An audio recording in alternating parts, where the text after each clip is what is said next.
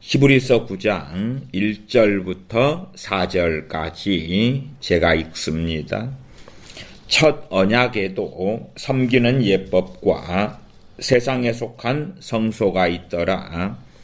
예비한 첫 장막이 있고 그 안에 등잔대와 상과 진설병이 있으니 이는 성소라 일컫고 또 둘째 휘장 뒤에 있는 장막을 지성소라 일컫나니 금 향로와 사면을 금으로 싼 언약궤가 있고 그 안에 만나를 담은 금 항아리와 아론의 쌍난 지팡이와 언약의 돌판들이 있고 아멘. 20세기 최고의 설교자라 인정받는 마틴 로이드 존슨 목사님의 히브리서 강의 15번째 하나님의 친백성이라는 제목의 설교를 함께 살펴보겠습니다. 이번에는 특별히 언약궤에 대한 말씀을 살펴보고자 합니다. 언약궤 안에 만나를 담은 금 항아리와 아론의 쌍난 지팡이와 언약의 돌판들이 있었습니다. 오랜 역사 내내 교회가 겪어온 문제, 특히 지금 겪고 있는 문제는 자신이 누구고 어떤 존재인지 모른다는 것입니다. 어찌된 일인지 그리스도인으로서 자신이 누구인지 모르고 자신에게 열려있는 모든 영광스러운 가능성 또한 모릅니다. 구약 성경에 기록된 이스라엘 자손의 파란만장하고 오랜 역사가 특히 이런 성향을 잘 보여줍니다. 그들은 하나님의 유일무이한 백성이었는데도 계속 불행했고 혼란에 빠졌고 곤경과 난관에 봉착했습니다. 이스라엘의 문제가 무엇이었을까요? 어떤 의미에서 자신들이 누구인지 계속 잊고 지낸 것이라고 요약할 수 있습니다. 자신들이 위대한 백성임을 잊어버렸고 하나님의 백성임을 인식하지 못했습니다. 하나님께서 자신들에게 무엇을 주셨고 무엇을 주려 하시는지 잊어버리고야 말았습니다. 계속 다른 나라만 쳐다보며 다른 나라처럼 되고 싶어 했습니다. 다른 나라가 가진 것들을 부러워했습니다. 신정체제가 왕정체제보다 더 놀라운 것임을 깨닫지 못한 채 왕국들을 부러워하며 왕을 세우고 싶어 했습니다. 자신들도 다른 나라와 다를 바 없는 평범한 나라라고 생각했던 것입니다. 이처럼 자신들의 진정한 독특성을 보지 못한 결과 불행하게 탄식하고 반역하며 하나님을 떠나 방황하다가 돌아오는 역사가 되풀이 되었습니다. 구약의 모든 이야기는 이스라엘 백성이 자신들의 참된 본질을 깨닫지 못한 채 세상적이고 인간적인 방식으로만 계속 자신들을 이해했다라는 말로 설명될 수가 있습니다. 이스라엘이 어디에 가든 언약궤가 항상 따라갔습니다. 하나님께서 그렇게 하도록 명령하셨습니다. 처음에는 성막과 함께 옮겨 다니게 하셨고 나중에는 예루살렘에 크게 지은 성전 안에 두게 하셨습니다. 언약궤는 하나님과 이스라엘 자손이 맺은 약정의 증거로서 하나님은 그 안에 몇 가지 물건들, 만나를 담은 금 항아리와 아론의 쌍난 지팡이와 언약의 돌판들을 보관하게 하셨습니다. 하나님께서 이 물건들을 궤 안에 보관케 하신 데는 몇 가지 사실을 영구히 기억하게 하시려는 목적이 있었습니다. 성전을 바라볼 때마다 대제사장이 지성소에 들어갈 때마다 이스라엘 자손은 언약궤와 그 안에 있는 물건들을 기억해야 했습니다. 이렇게 하나님께서는 그들의 정체성과 핵심 본질을 상기시킴으로써 순전히 세상적이고 인간적인 방식으로 자신들을 이해하려 드는 지속적인 성향과 공경과 재난에 계속 짓눌리는 것에서 건져내 주고자 하셨던 것입니다. 제가 드리고 싶은 말씀은 과거 어느 때보다 오늘날 이 언약궤 같은 기념물이 필요하다는 것입니다. 현 교회의 상태를 보면 그리스도인들이 전혀 자랑할 수 없는 형편인 것을 보게 됩니다. 교회의 문제가 무엇입니까? 교회가 왜 이토록 무력하고 무능해졌습니까? 왜 이토록 현대 세계에서 미미한 존재가 되었습니까? 왜 이토록 비웃음과 조롱과 무시의 대상이 되었습니까? 왜 이토록 인간적인 조직의 방식과 방법을 의지하고 있습니까? 왜 이토록 신약 성경에 나오는 그리스도의 신부의 모습과 다릅니까? 우리 그리스도인들은 왜 이토록 형편없는 사람들이 되고야 말았습니까? 베드로 사도는 초대교회의 그리스도인들에게 베드로전서 1장 8절에 예수님을 너희가 보지 못하였으나 사랑하는도다. 이제도 보지 못하나 믿고 말할 수 없는 영광스러운 즐거움으로 기뻐하니라고 말씀했습니다. 우리도 이렇게 주님을 사랑한다고 말할 수가 있습니까? 영광스러운 즐거움으로 기뻐한다고 말할 수가 있느냐 이 말입니다. 원형 경기장에 사자밥으로 던져진다는 선고나 사형 선고를 갑자기 받아도 주님의 이름을 위하여 능욕받는 일에 합당한 자로 여기심을 기뻐할 수 있는가 하는 것입니다. 우리는 이스라엘 자손과 똑같은 잘못을 범하고 있습니다. 우리에게 필요한 모든 기념물이 옛적에는 언약궤 안에 들어있었지만 지금은 신약 성경 안에 들어있습니다. 그런데 우리는 너무나 쉽게 낮은 차원에 머물려고 합니다. 너무나 쉽게 성경이 아닌 인간의 생각과 철학과 상식에서 끌어온 기준으로 그리스도인의 삶을 이해하려고 합니다.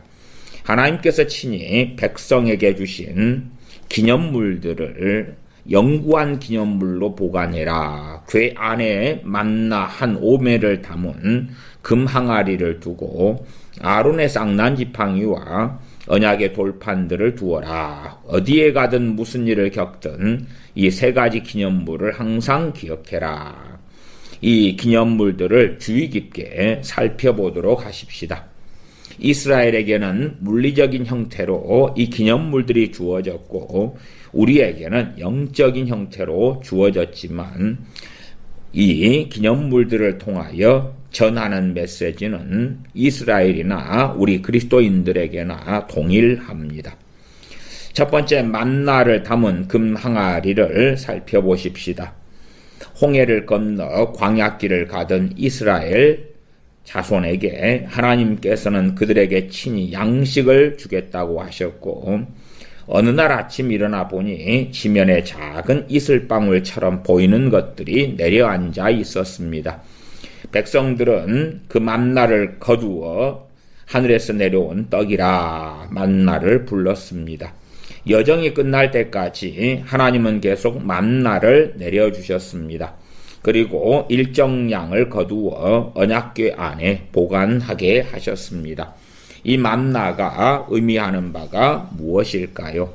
만나는 그리스도인의 삶에 기적적이고 초자연적인 요소가 있다는 것을 깨닫게 하는 영구한 기념물이 되는 것입니다.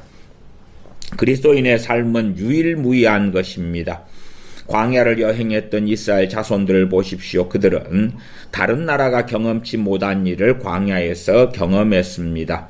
다른 모든 나라는 자급자족하며 살았지만 이스라엘 자손은 만나를 거두어 살았습니다. 이것은 초자연적인 공급입니다. 평범한 인간의 말로 설명되지 않는 일입니다. 하나님의 직접적인 행동이요 기적적인 역사입니다. 하나님의 백성들이 살아가는 삶의 핵심 본질이 여기에 있습니다. 이스라엘도 그렇게 살았고 교회도 그렇게 삽니다. 그리스도인의 삶은 그 기원부터 기적적이고 초자연적입니다.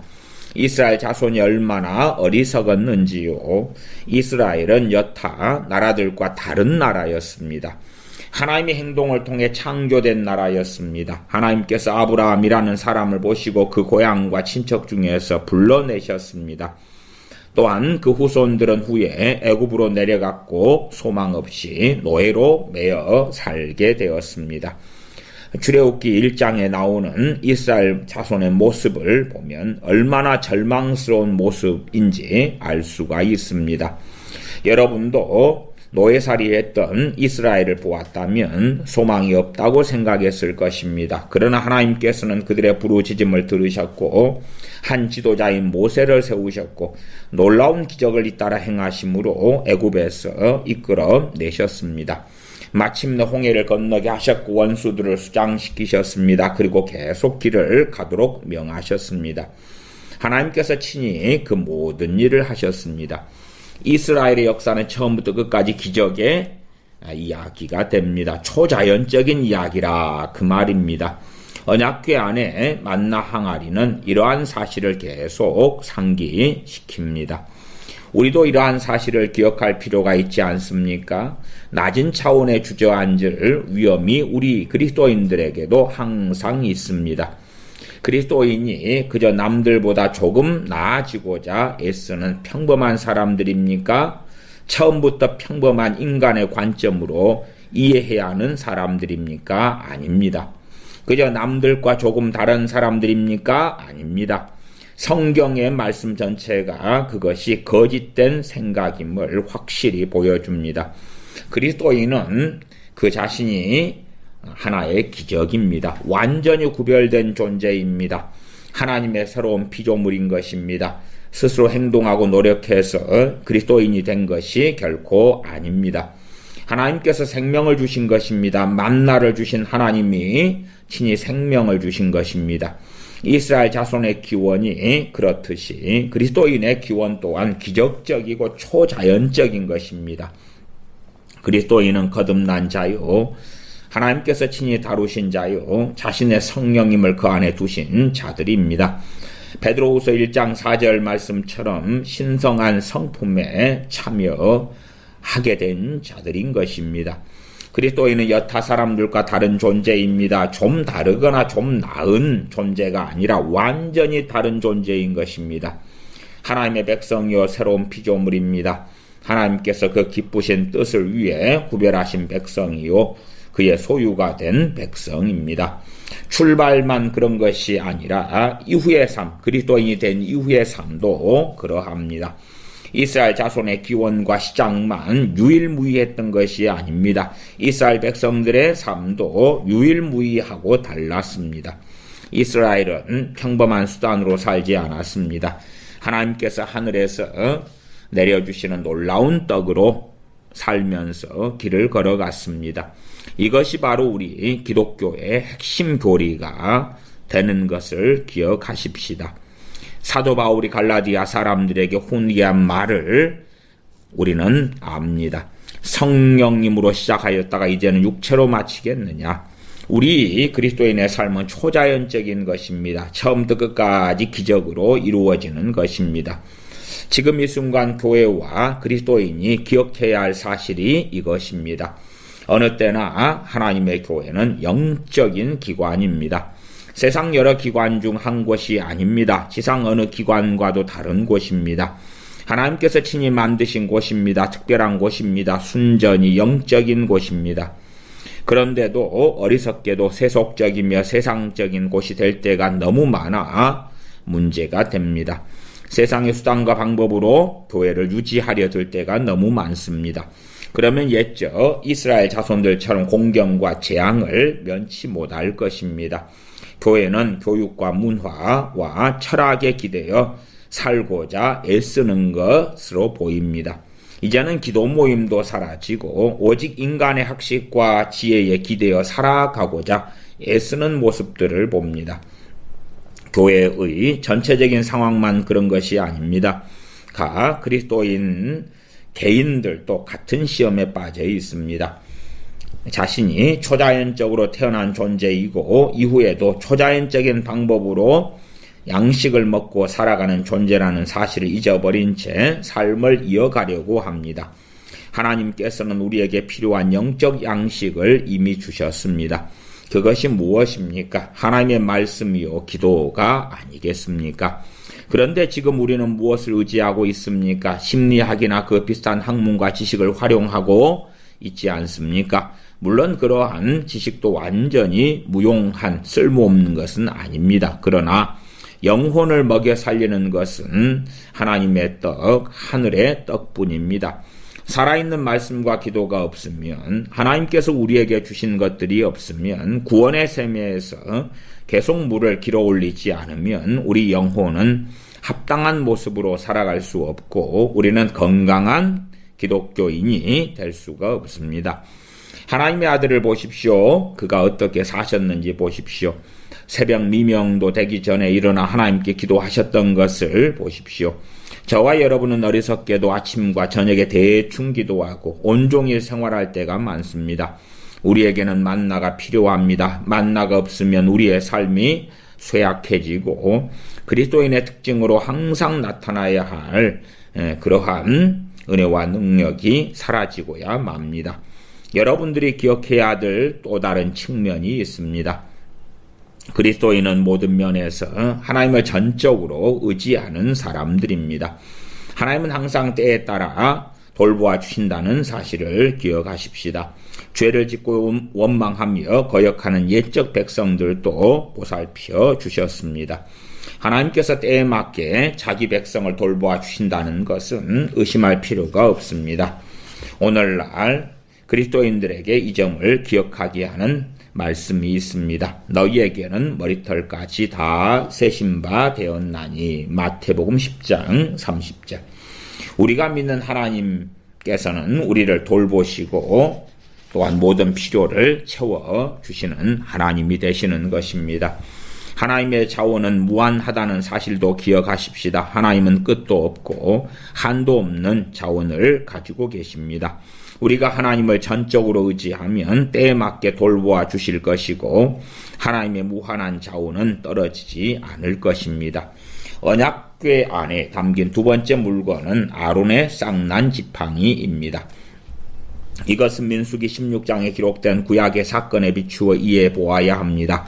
이스라엘 자손이 광야를 방랑하던 시절에 고라와 다담과 아비람이 모세와 아론의 권위에 반기를 들었습니다. 너희가 분수를 모르고 설치는구나. 아론은 자기만 대제사장으로 하나님께 나아갈 수 있다고 주장하는데 우리도 거룩한 백성이 아니냐. 우리도 아론처럼 하나님께 향을 드릴 수 있고 제사를 드릴 수 있지 않느냐고 그들은 이렇게 반역하였습니다. 그리고 하나님의 심판을 받았습니다. 민수기 17장에 기록된 지팡이 사건이 그때 일어난 것입니다. 하나님은 아론의 쌍난 지팡이를 언약궤 안에 보관함으로 하나님께 올바로 나아가는 법을 상기시키는 영원한 기념물로 삼게 하셨습니다. 하나님께 나아갈 때는 인간의 생각이 아닌 하나님의 생각을 따라야 합니다. 하나님은 모세에게 세세한 규례와 규범을 주셨고 본을 주셨습니다. 삼가 모든 것을 산에서 내게 보이던 본을 따라 지으라 하신 것입니다. 그런데 하나님의 방법에 이의를 제기하는 자들이 나온 것입니다. 현대인들은 글쎄 꼭 그래야 할 것 같지는 않은데 라고 합니다. 철학이나 인간의 생각을 끌어들입니다. 하나님의 계시인 하나님의 말씀보다 인간의 견해를 앞세웁니다. 그러나 아론의 지팡이는 하나님은 하나님의 방법으로 예배해야 한다는 사실을 알게 하는 영원한 기념물이 되는 것입니다. 하나님의 방법이 무엇입니까? 하나님께서 거역한 자들에게 주신 말씀은 이것입니다. 내가 제사장을 세웠으니 너희는 그 제사장을 통해서만 내게 나와야 한다. 내가 아론을 불렀고 그에게 할 일을 알려주었다. 너희는 오직 내가 명령한 제사장과 제사를 통해서 내게 나와야 한다. 이 모든 일은 하나님께 나아가는 방법이 이 하나밖에 없다는 것. 예수 그리스도와 그의 십자가에 못 박히신 일을 통해서만 하나님께 나아가야 한다는 것을 알려주는 것이었습니다. 그리스도께서 흘리신 피 없이는 하나님의 보좌에 나아갈 수가 없습니다. 하나님은 속죄제물 없이 나오는 자를 결코 받아주지 않으십니다. 하나님은 사랑이시잖아요 라고 저에게 말해봐야 소용이 없습니다. 공평하고 의로우신 하나님께서 반드시 죄를 벌하신다는 그러한 개념이 마음에 들지 않네요 라고 말해도 마찬가지입니다.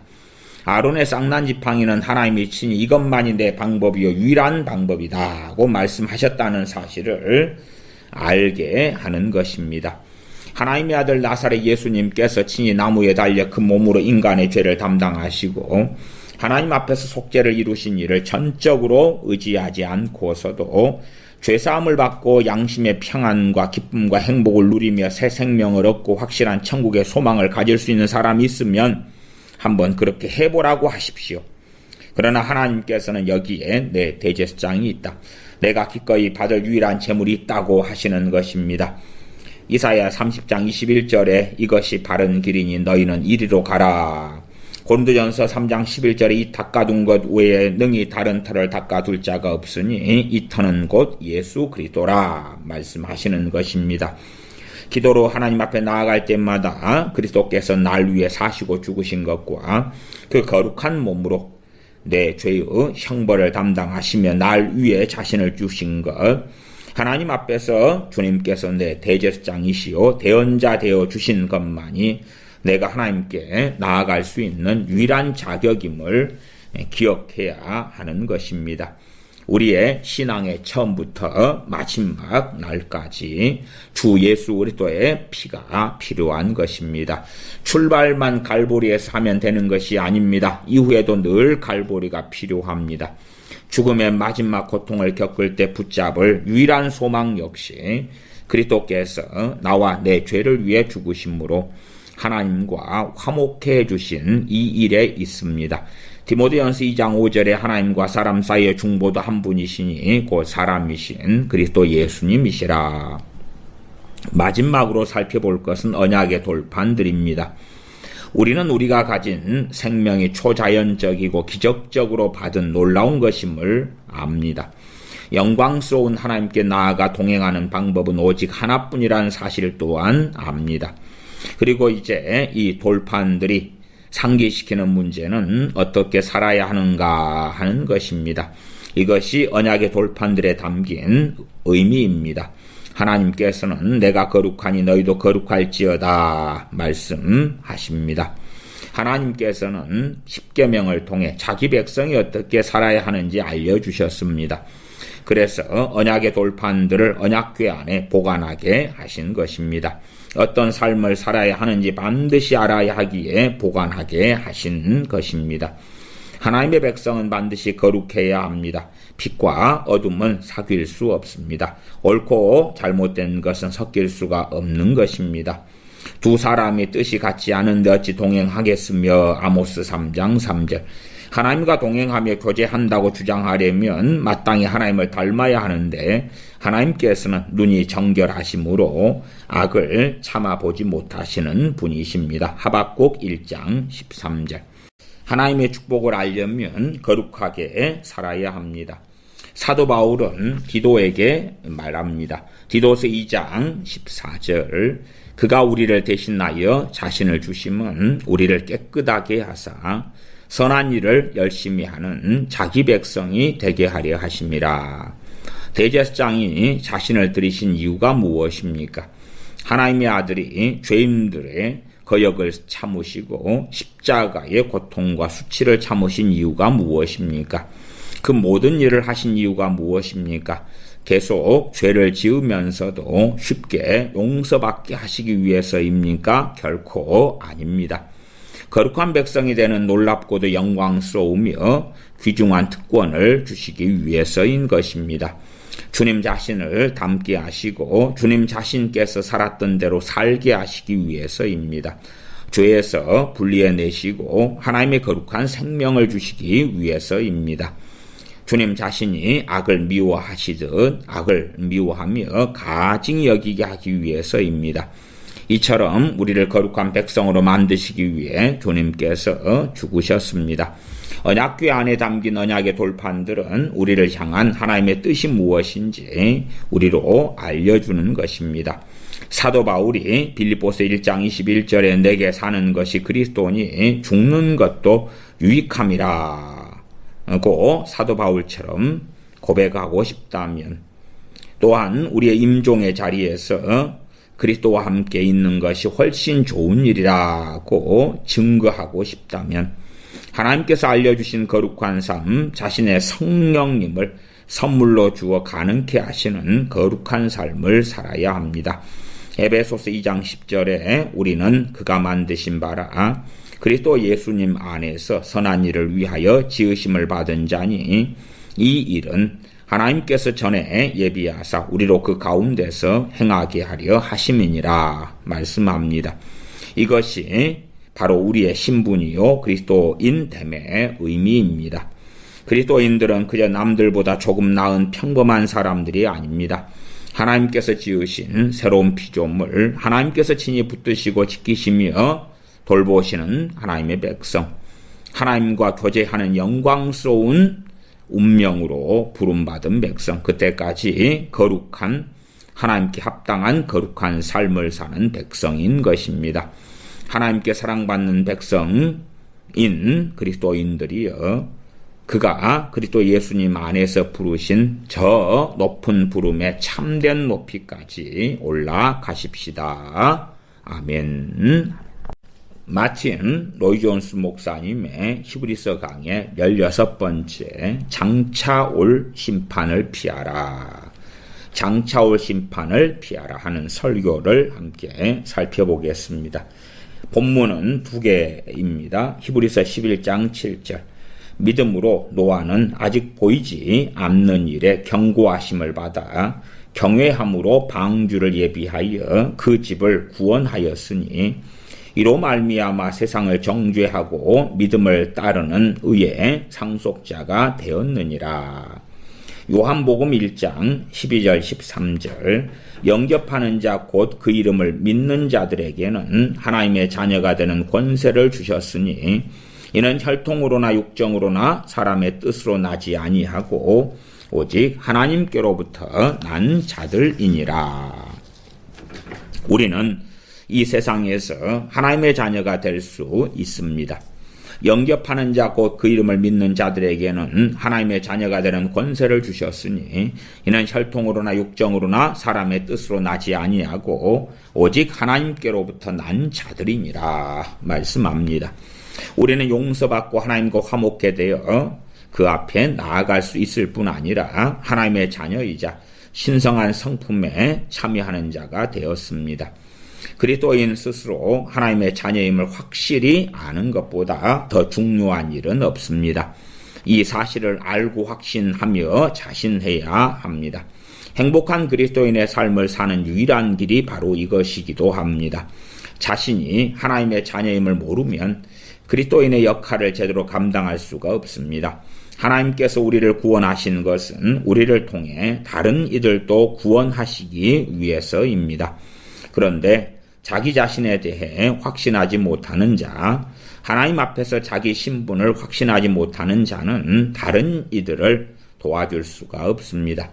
주님께서 맹인을 인도할 수 있느냐 말씀하신 것처럼 이처럼 긴급하고 실제적인 관점에서 볼 때에 그리스도인의 자신과 또한 진리의 말씀에 입각한 확신보다 더 중요한 문제는 없다 하겠습니다.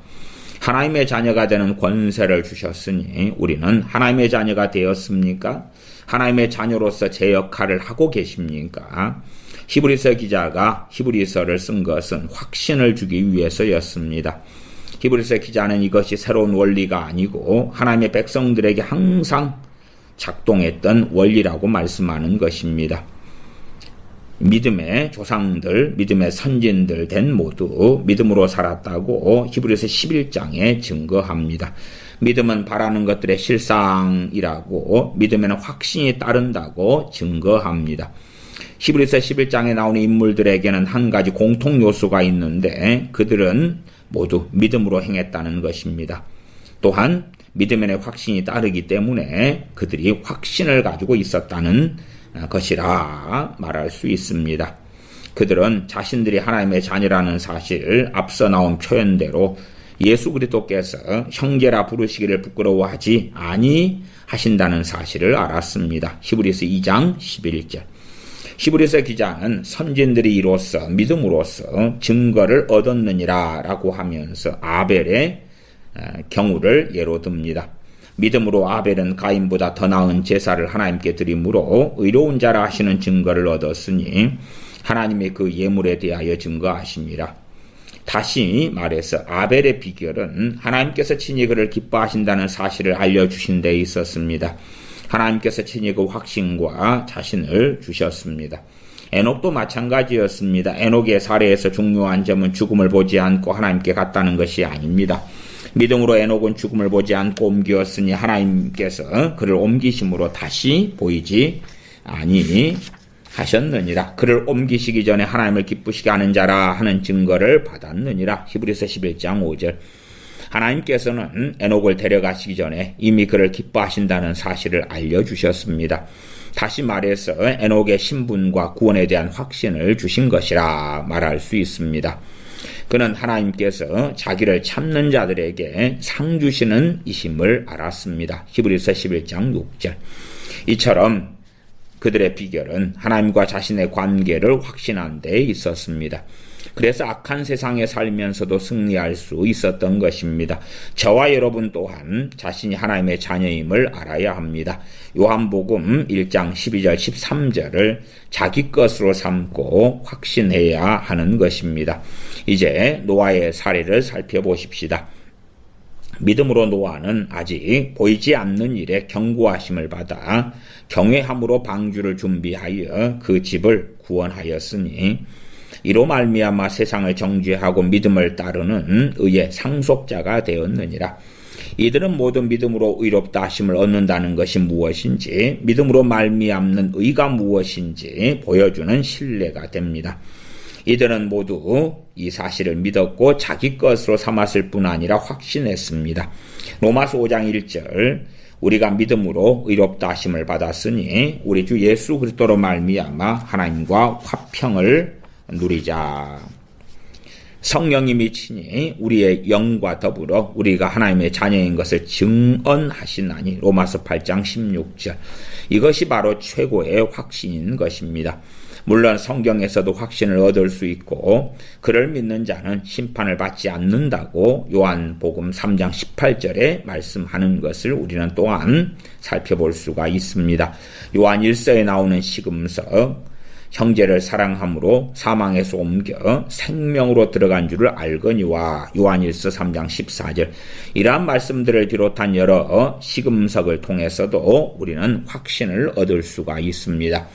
그러나 그런 확신을 뛰어넘는 가장 놀라운 확신은 성령님이 친히 우리의 영과 더불어 우리가 하나님의 자녀인 것을 증언해 주신다는 그 놀라운 성령님의 일에 있는 것입니다. 노아는 하나님께 주신 계시를 삶의 토대로 삼았습니다. 특별히 노아가 믿은 것은 홍수에 대한 경고였습니다. 믿음으로 노아는 아직 보이지 않는 일에 경고하심을 받아 경외함으로 방주를 준비하였으며, 혹시 요즘 사람들의 말에 영향을 받고 있습니까? 구식이라거나 근본주의자라거나 그 비슷한 이름으로 불리는 것에 부끄러움을 혹시 여러분은 느끼십니까? 성경과 하나님과 기적과 속죄를 비롯한 하나님의 진리의 말씀들에 의문을 제기하는 현대인처럼 여러분이 되고 싶습니까? 하나님의 진리의 말씀이 부끄럽습니까? 그렇다면 여러분은 노아라는 하나님의 사람과 완전히 다른 자리에 서 있는 것입니다. 노아는 임박한 멸망을 경고하시는 하나님을 믿었습니다. 주변 사람들이 무슨 말을 하고 어떻게 살아가든 상관없이 하나님께서 세상을 만드셨고 여전히 통치하신다는 것을 믿었습니다. 또한 사람이 동물이 아니고 하나님 형상에 따라 지어진 피조물이고 하나님 앞에 그러기 때문에 책임을 져야 하는 존재라는 것을 알았습니다. 물론 많은 사람들이 노아를 조롱했습니다. 그 이야기가 베드로후서 3장에 나옵니다. 방주를 만들며 의에 대하여 전파한 노아를 사람들은 비웃었습니다. 멸망이 곧 온다 하더니 어디 멸망이 왔어. 그토록 오랫동안 멸망한다고 했지만 아무 일도 일어나지 않았잖아.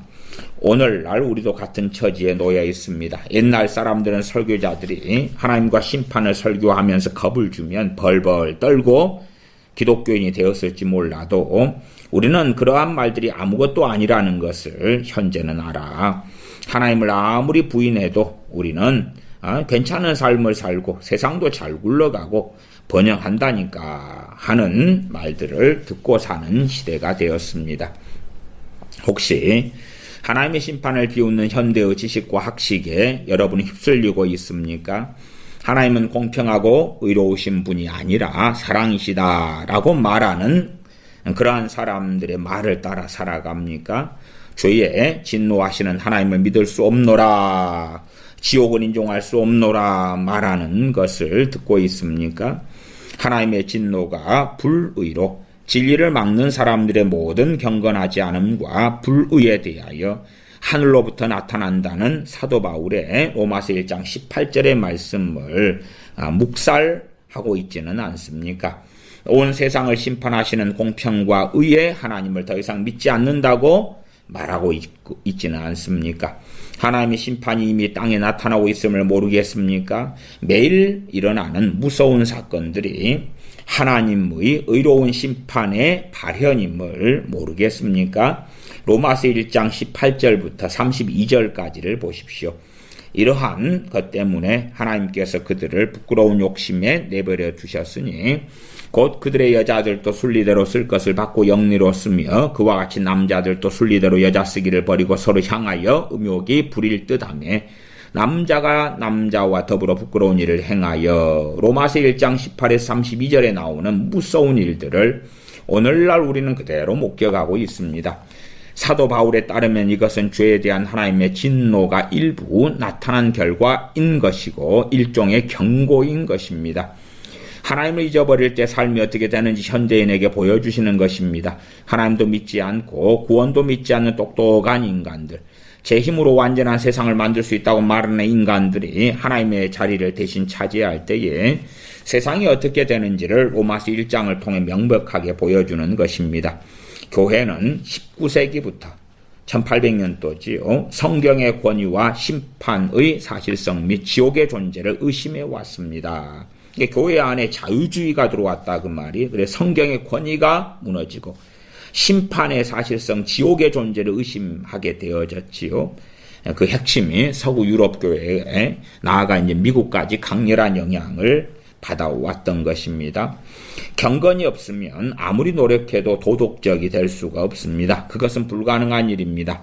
세상은 한 번도 그렇게 되지 못했습니다. 노아는 홍수를 보내겠다고 말씀하신 하나님을 믿었습니다.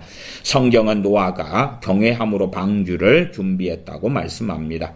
믿음으로 노아는 아직 보이지 않는 일에 경고하심을 받아 경외함으로 방주를 준비하여. 여기에서 경외함은 비겁한 두려움을 가리키는 것이 아닙니다.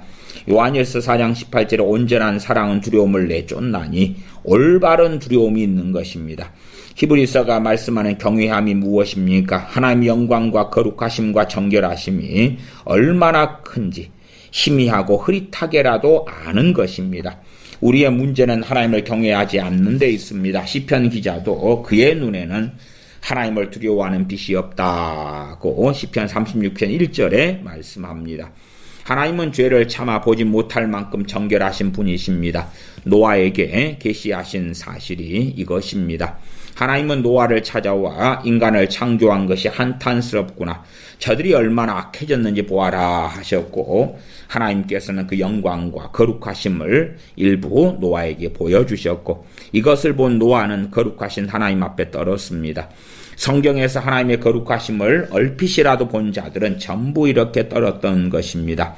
이사야 또 하나님을 얼핏 보고 화로단 나여 망하게 되었도다. 나는 입술이 부정한 사람이요 나는 입술이 부정한 백성 중에 거하면서 만군의 여호와이신 왕을 배웠음이로다 라고 탄식했습니다. 이사야 6장 5절. 노아는 하나님을 경외했습니다. 경외함으로 행했기에 경건한 자가 되었습니다. 하지만 난 복음을 믿고 구원을 받았는데요 라고 말하는 사람들이 있을지도 모르겠습니다.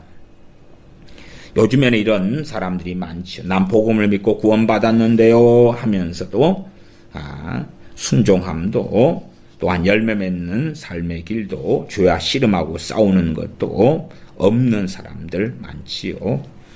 사도 바울은 두렵고 떨림으로 너희 구원을 이루라고 빌립보서 2장 12절에 말씀했습니다. 무엇을 두려워하며 떨어야 합니까? 내 속에 아직도 남아있는 엄청난 죄악을 보고 두려워하며 떨어야 하는 것입니다. 구원받은 것은 맞지만 그렇다고 완전한 것이 아니지 않습니까? 자신의 마음과 생각과 상상과 욕심과 욕망 속에 어떠한 악이 있는지 살펴보십시오. 그것이 두렵지 않다면 이제부터라도 두려워해야 하는 것입니다. 사도행전 9장 31절에는 초대교회 그리스도인들의 이야기가 나옵니다. 교회가 평안하여 든든히 서가고 주를 경외함과 성령님의 위로로 진행하여 수가 더 많아지니라. 초대교회는 주를 경외함으로 행하였던 것입니다. 사도 바울의 다른 말씀을 들어보십시오. 고린도후서 5장 11절에 우리는 주의 두려우심을 알므로 사람들을 권면하거니와. 사도는 하나님께서 의로우신 재판장이시라는 것과 하나님 앞에서 자신이 몸으로 행한 일들을 직고해야 한다는 것을 알았습니다. 모든 사람이 그렇게 해야 한다는 것을 알았습니다. 예수 그리스도 주님을 배운 사도 요한은 그의 눈은 불꽃 같고 내가 볼 때에 그의 발 앞에 엎드려져 죽은 자 같이 되매라고 계시록 1장에서 증거했습니다. 왜 죽은 자 같이 되었겠습니까? 우리 주와 구주 되신 예수님의 영광과 위엄과 거룩하심과 광채를 보았기 때문입니다. 교회가 이토록 육신적이고 잘못된 의미에서 확신과 자신감에 넘치고 잘못된 의미에서의 확신과 자신감에 넘치고 경박하게 등만 토닥여주고 있으니 세상이 이 지경이 된 것도 그리 놀랄 일이 아닙니다. 주의 두려우심을 알아야 하며 죄에 빠진 자들을 기다리는 무서운 운명을 알아야 합니다. 이것은 마지막 결론으로 연결됩니다. 노아는 의를 전파했습니다. 베드로후서 2장 5절 옛 세상을 용서치 아니하시고 오직 의를 전파하는 노아와 그 7 식구를 보존하시고 노아는 의를 전파했습니다. 우리도 의를 전파해야 합니다. 저는 허다한 정치인들이나 신문이 취하는 태도를 옹호할 생각이 없습니다. 그 사람들은 의를 전파하는 자가 아닙니다. 의를 믿는 자들도 아닙니다. 본 적도 없고 의가 무엇인지 알지도 못합니다. 그저 얄팍한 체면에만 관심이 있을 뿐입니다. 그러나 우리는 의를 전파해야 합니다. 하나님을 알려주어야 하며 하나님의 거룩하심과 정의와 진리를 알려주어야 합니다. 장차 모든 세상을 심판하신다는 것을 알려주어야 합니다. 물론 사람들은 우리를 비웃고 조롱하고 바보 취급을 할 것입니다. 얼마든지 그러라고 하십시오. 성경은 마지막 심판날이 온다고 분명히 선언합니다. 그러니 죄의 결과로 닥칠 일들과 그 일들을 피할 유일한 길을 알려주어야 합니다. 하나님의 구원 방법을 믿고 그 방법을 따르라고 그리스도께 달려가라고 말해주어야 합니다. 자기 모습이 아무리 약해도 주님을 믿고 의지하면 용서받을 수 있다고 말해주어야 합니다. 씻음받고 깨끗해질 수 있고 거룩해질 수 있다고 주 예수님의 이름으로 성령님의 힘입어 의롭게 될 수 있다고 말해주어야 합니다. 이 악한 시대에 악한 때에 우리도 노아처럼 하나님과 동행하며 의에 관심을 쏟는 진실한 사람들이 되시기를 바랍니다. 하나님을 찾으며 하나님의 뜻과 길과 가르침을 따르는 자들이 되시길 바랍니다. 그럴 때 우리가 살고 있는 이 세상을 정죄할 것이요 더 나아가 하나님께서 우리를 기뻐하신다는 복된 확신을 얻을 것이고 장차올 심판에 대한 두려움 없이 여호와 앞에 잠잠하고 참고 기다릴 수 있을 것입니다. 아멘.